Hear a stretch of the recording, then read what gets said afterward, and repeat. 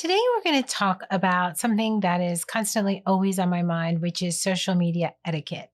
If I had my way, there'd be no instant messenger anywhere. I think instant messenger has done such a disservice for the constant need of immediate response for anything. Back in the day, we would send an email and wait for a response pretty patiently, I might add. Depending upon who you're emailing, you could get a response immediately or within 1 to 2, 3 days, sometimes even a week. I know that whenever I'm emailing a company or a business leader, I'm not expecting an immediate response. It may take a few days to get a response unless we're working on something that's pretty pressing. You are listening to the Anna Brandt podcast for the year 2023. Anna Brandt has been a professional photographer for over 24 years and has taught worldwide in over 40 countries. She continues to educate in person and online while running a busy studio in Tustin, California.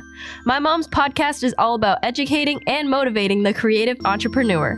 My name is Ava Brandt, and I'm happy to welcome you to the 5th season of My Mom's podcast channel. We hope you subscribe and stick around.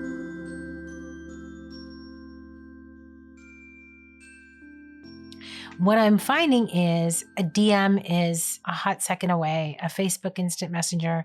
Now, what's great about Facebook with the business pages is you can have an auto reply, which is fantastic because in my auto reply for DMs and Facebook for all my business applications, I say, contact me via email. Look, I'm a Virgo. I love to organize. I love to categorize. To me, email is the best. I have 100 different folders for different subjects and topics. I can flag it. I can go back to it if I don't have time for immediate response. And then I can go back and look in the history. The challenge is when you're messaging somebody and then DMing them somewhere else and then emailing them, it's hard to keep track of the same conversation. Do you find that to be troublesome? I do. It drives me absolutely crazy. I have two audiences. I have my clients and I have my photographers. I must say my clients are amazing. They don't really DM me unless they're trying to get information about booking, which I encourage them to do. Since we do online payment for sessions, they can DM me or send me a message and ask about availability before they make an online purchase. But other than that, I'd say 99% of the time, my clients email me. If they're looking for a status on an order, they're inquiring about a session, they want to order a product, they're really great about emailing me. And not only that, they're super patient in a response. Even more so, I find that if I don't respond immediately, or if enough time passes, my client will email again saying, perhaps you missed it. I know you're busy. This is the email that I sent. And I'm always quick to say, oh my gosh, either I did miss it or sorry for the delay in reply. So from my client business, my Anna Brandt photography business, I don't really have any complaints as far as social etiquette or email etiquette. I've never once in my entire career, never had a client go on Facebook and ask me the status of their order. They don't Facebook message me or really DM me about their order unless they can't find it or we're having miscommunication issues. Most of the time they email. You'll never see in any group on any page a client posting, I'm checking on the status of my order, even if I'm very behind. And I love that about my clients. They're super respectful and I'm so appreciative of it. This podcast is more towards the photographer side.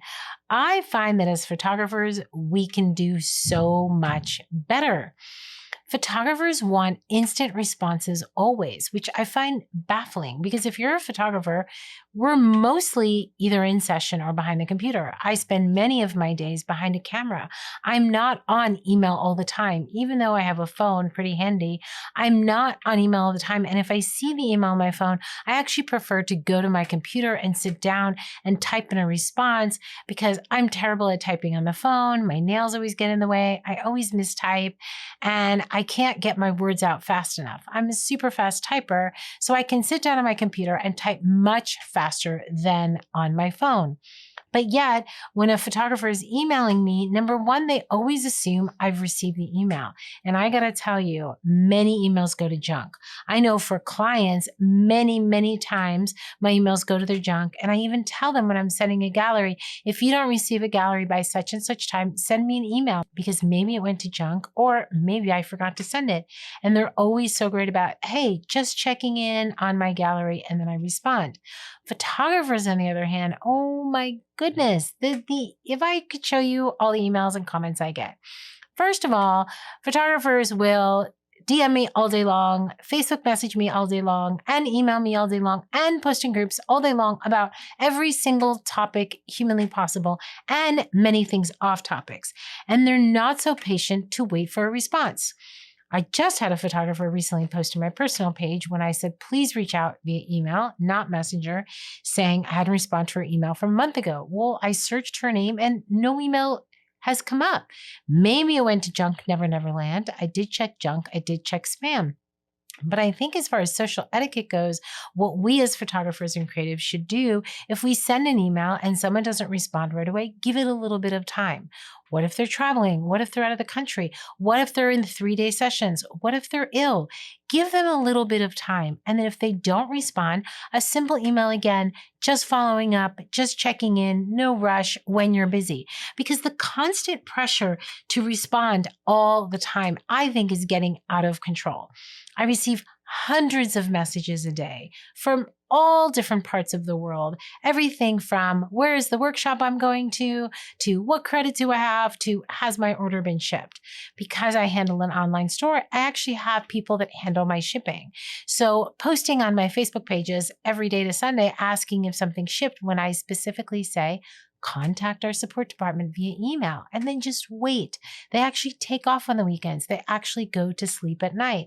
But I'm finding that photographers are very impatient. And then when they do email, if they don't get a response, they're quick to go to the Facebook group and say, can you please respond to my email? Or even worse is off-topic posts. You know what I'm talking about. Let's say you post, well, I'll use me as an example. I post about a beautiful baby. There's a couple of responses that just don't sit well with me. One will be completely off topic, like, has my order shipped? When I'm posting about maybe a beautiful baby I just photographed, and completely off topic. Number one, anytime you want to check on that, send an email to support. If they haven't responded, send it again and send it again. You don't want to post something completely off topic because that's just going to bother the person that's making the post.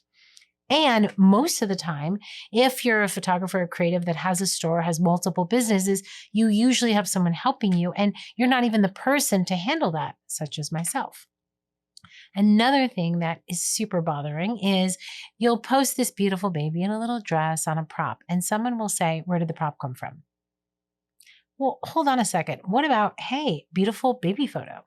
I've seen this happen, not just to me, but so many others, where clearly the person responding loves the baby photo or loves the prop, or they wouldn't be asking that.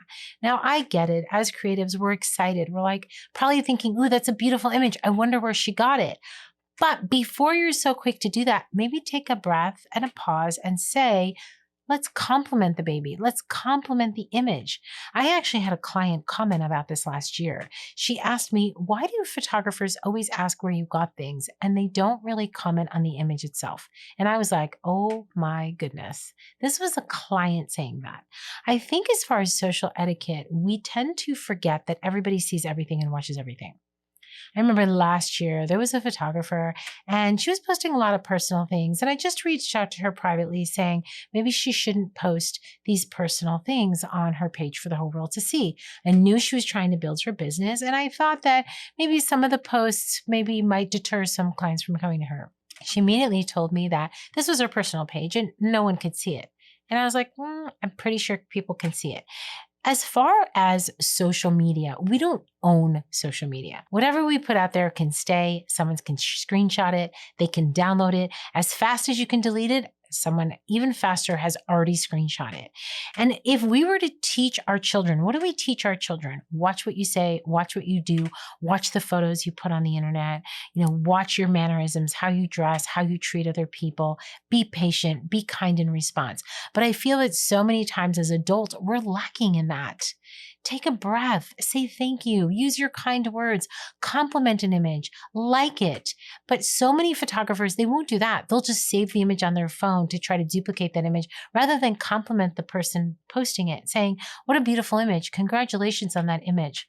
I see this happen time and time and time from photographers that they don't reach out to the person posting their image. They just want to know, where's the location? Where's the prop? How did you do this? What are your settings? That's another one. What are your settings? Take a breath. The next time you're about to write something, pause. Imagine if you're on the person on the other side. How would they receive it? Are you saying, where's my order? Where's this? Has it shipped? You haven't responded to my email. Why haven't you called me back? I'm waiting and waiting and waiting. Maybe imagine the person that you're emailing or contacting. Are they overwhelmed? Are they busy? Are they traveling? Are they working on something, other things? And let's give a little bit of grace and kindness. I wrote down a couple of these things that I found were super bothersome to me. I feel that, when it comes to social media, we just throw everything out the window. Now you can do anonymous posts, which means you can go into groups and post anonymously. So I'm part of many different groups. And so in the moms groups, people are posting about their marriages and their children. And then I'm in photography groups and they're posting about their clients. And we think people aren't seeing things. Many clients will say, we don't want images of my baby on social media, but yet a photographer will post in a group, oh, this client doesn't want their baby on social media, but can you just look at this and critique it? No, that's a no. I'm pretty sure your client said they didn't want you to post on social media. Oh, well, it's a group. No one can see it, except for when that client has a friend in your group and screenshots it and sends it to the client, and then you're in trouble. I've seen that happen, not to me, but to others. Why do we think that everything is safe and protected on social media? Whether it's a group, Twitter, Instagram, DM, we think, oh, no one will see it. I sent a private DM. Really? Do you know how many things get screenshotted, passed on, downloaded? Nothing is private on social media. I'm going to repeat that again. Nothing is private on social media. So when you're posting, whatever you're posting, think twice before you're quick to the keyboard. You have a problem with someone, you're upset with somebody, you have a beef with someone, contact them directly. Let's go back to the old school method. I don't know, pick up the telephone and maybe call them, send them a direct email. And by all means, just be patient and treat others the way we want to be treated. Another thing is with these anonymous posts, what I think that many people don't realize is if you're in an admin in a group, you can see who the anonymous poster is. I know this because I own several groups, and recently there was an anonymous post in my group, and I didn't even know that I could see who the poster was, but I went to comment on it and I hovered over it and it showed me the name of that anonymous poster. So if you're anonymously posting and you're trying to get help or you're struggling and you're having personal issues, beware that the admin of the group can see your name and she may know about the person you're talking about or the situation you're in. So social etiquette goes more than just how we behave and what we say. It goes with protecting who we are. Many times when I'm traveling or staying somewhere, I'm not posting the hotel I'm at or posting every single part about my trip, mainly because of safety for myself and my children. I do believe that some things need to be private and offline. We don't need to regurgitate and spill everything we do online. And if we do, remember that it's not private. Another thing that I want to talk about is just making sure that when you are trying to get clients or you're excited about, let's say you're excited about a particular season that's coming up. The Christmas season is coming up and everybody's starting to prepare and buy their holiday backdrops and stock their closets. It's a very busy time in the photography world. But what's a big no-no in the photography world and really any creative sector is making sure that you're not using someone else's work to promote your own. What do I mean by that? Well, let's say you see this beautiful Christmas scene and you really love that backdrop and you're going to go buy that backdrop. And then you share the photographer's image. Oh, don't you love this backdrop? I just bought it. See what they did? I'm going to do the same thing. Buy your special on my website. No, no, no. That's a no-no. That's not your work. And it's not really fair to take the photographer's image and promote your own work. I've actually had photographers ask me to do that. Say, Anna, can I take this image of yours and promote my mermaids? No, you cannot. Those are not your clients. My clients are signing their own releases and some don't sign releases. Well, if they didn't, I guess I wouldn't post their image. But let's say for the images that I am sharing, my clients have given me permission to share, but they're certainly not giving you permission to promote your business. Plus, it's just a no-no and it's tacky. If you want to do something of your own, get a model order your backdrop and go and shoot it and then promote that. There's a lot of photographers that do this, and some get caught. Some people steal other people's images, and some get caught and some don't.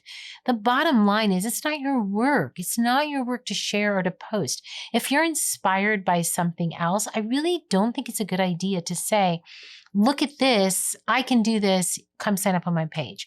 Unless it's like something you see in a magazine. Like I had seen, this thing in Pottery Barn one time and I was like, oh, I think I'm going to do some summer minis, using this. And people were like, oh, I love that idea. That's one thing. But I would never go and take a photographer's work and say, see this cute setup, I'm going to do the same thing and then go and duplicate it.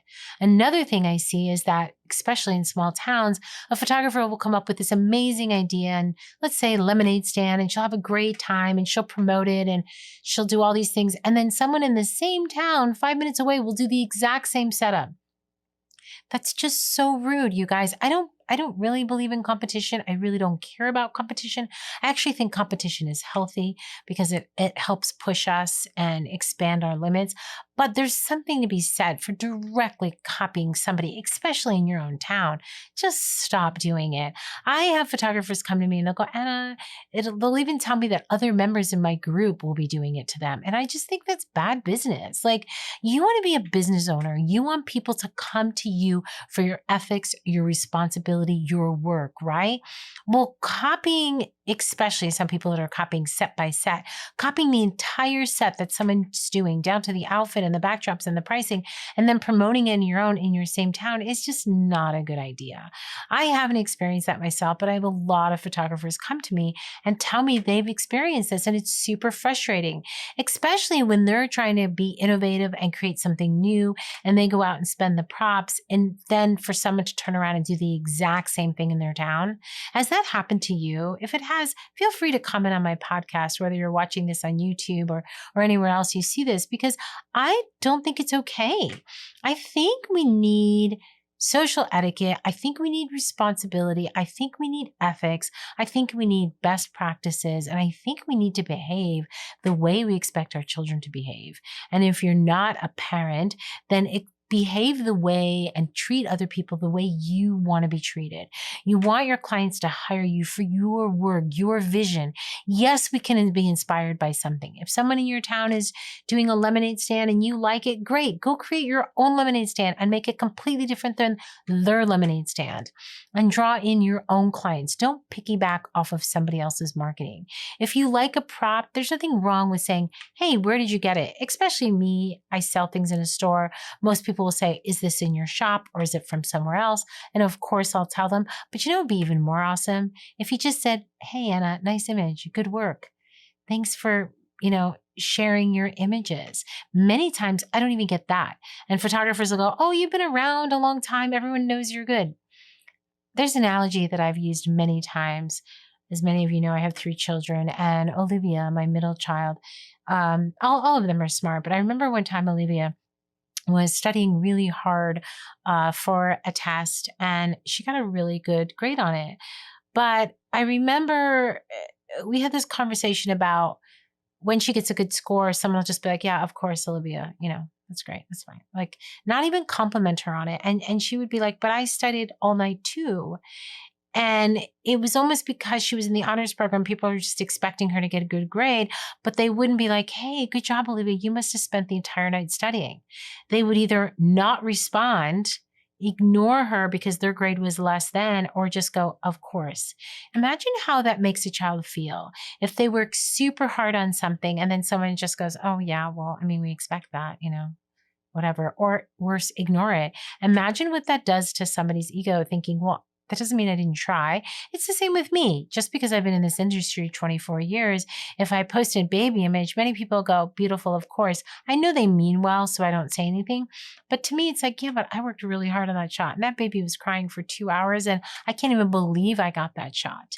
Do you know what I mean? I think we all need to just double tap a little bit more, say a few maybe more kinder words.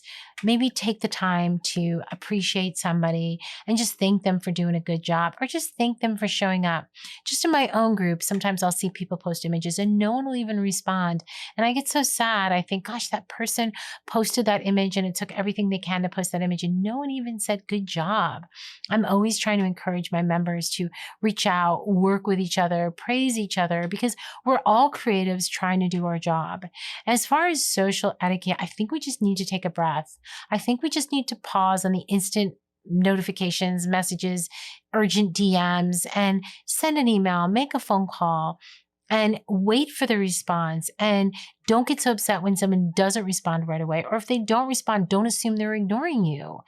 Maybe give them another chance, maybe even a second or a third chance.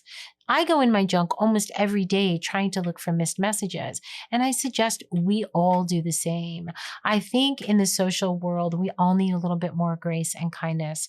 The only other topic I'm going to draw on in this podcast is the constant quest for finding a cheap photographer. You see it in the moms groups. You see it everywhere. I'm looking for a photographer who doesn't cost an arm and a leg. I'm looking for someone cheap. I'm looking for someone in my budget. And, photographers get so offended because they say, I'm just trying to build my business. I don't want your limbs. I don't know how much an arm and a leg costs. I actually kind of find that super offensive to those who don't have arms and legs and do have to use artificial arms and legs. I find that just a whole thing, that whole phrase just so offensive. Like, let's just have some respect.